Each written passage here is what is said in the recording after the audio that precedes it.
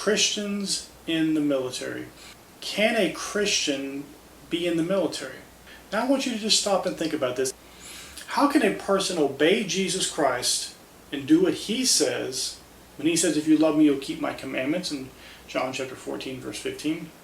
How can you love Jesus and be in the military? Are you going to stand in the battlefield and launch a missile or shoot a bullet at another person that could also claim to be a Christian? And so then you have two Christians killing one another? If they're not a Christian, Jesus still tells us to love our enemies.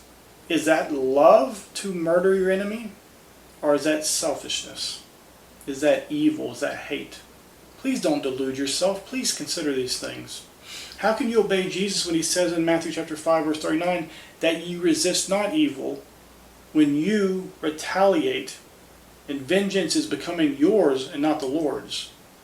Please think about these things. If you are considering going into the military, please stop and prayerfully consider these things. I know that most professing Christians today, in most churches, quote-unquote churches today, will tell you that it's fine, it's honorable even. They will tell you all these things that are not the truth. You need to examine your heart. Is the love of God shed abroad in your heart, or is there hatred and evil and every vile, disgusting work in your heart?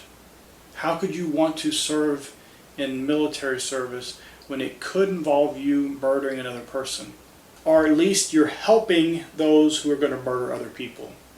So even if you do not pull the trigger, you do not launch the missile, you are actively involved in aiding those people in murdering others. Even potentially murdering other Christians.